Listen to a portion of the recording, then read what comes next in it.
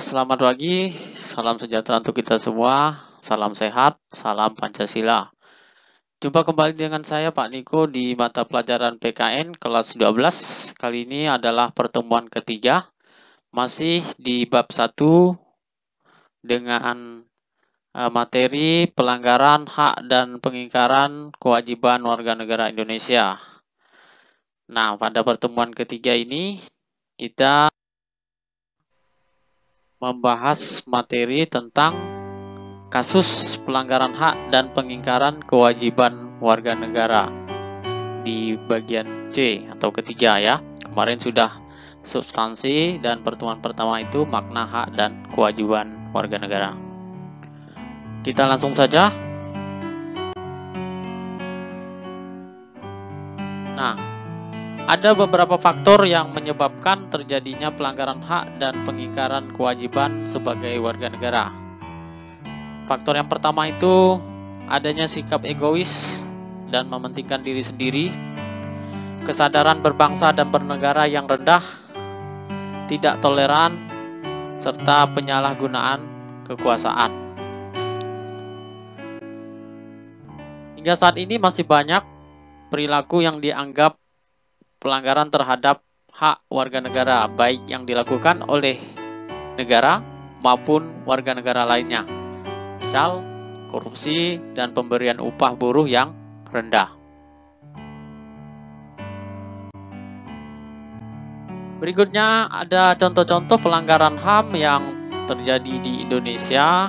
Kita lihat ada peristiwa penculikan para aktivis politik 98, kasus terbunuhnya Marsinah, seorang pekerja wanita di PT Catur Putra Surya Porong, Jawa Timur 94, kasus terbunuhnya wartawan Udin dari Harian Umum Bernas Berita Nasional 96 Yogyakarta, peristiwa Trisakti dan Semanggi 98, kasus bom Bali 2002, dan kasus terbunuhnya Munir itu di 2004.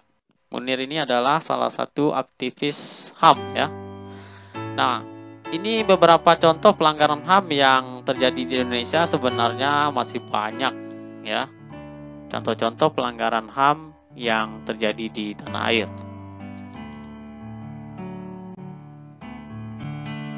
Berikut kita lihat contoh kasus pelanggaran HAM di kehidupan kita sehari-hari, di lingkungan keluarga. Kita lihat. Ada orang tua memaksakan keinginannya kepada anaknya. Pemaksaan kehendak. Anak harus begini, anak harus begitu. Harus jadi ini, harus jadi itu. Itu tidak benar. Kemudian ada orang tua menganiaya anaknya. Begitu juga sebaliknya, ada anak melawan atau menganiaya orang tua atau bahkan saudaranya. Ada juga majikan memperlakukan asisten rumah tangga dengan sewenang-wenang.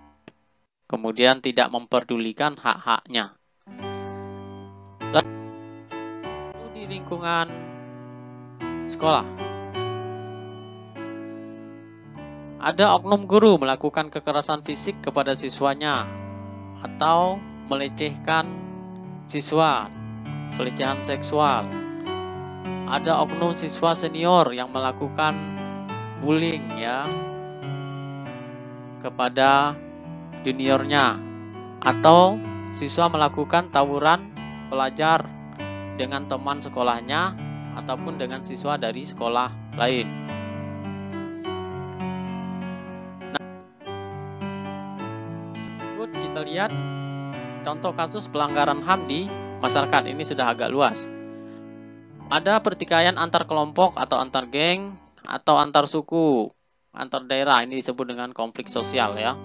Ada penculikan bayi atau anak, kemudian diminta tebusan atau dijual kepada orang lain. Ini biasa modusnya ekonomi ya.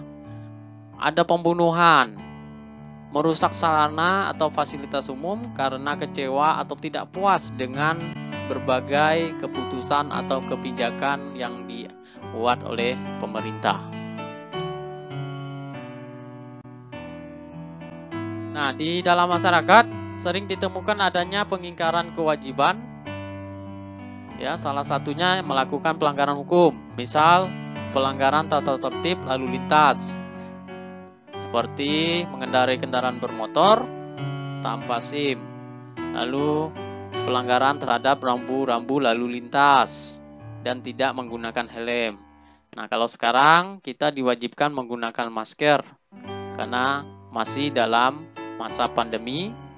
Ya, kalau tidak menggunakan masker maka akan dikenai sanksi berupa denda. Baik, demikian materi kita pada pagi hari ini. Semoga dengan penjelasan yang sederhana dapat bermanfaat bagi kita semua. Mohon maaf atas segala kekurangan. Sampai jumpa di pertemuan berikutnya. Saya akhiri, selamat pagi, salam sehat, salam Pancasila.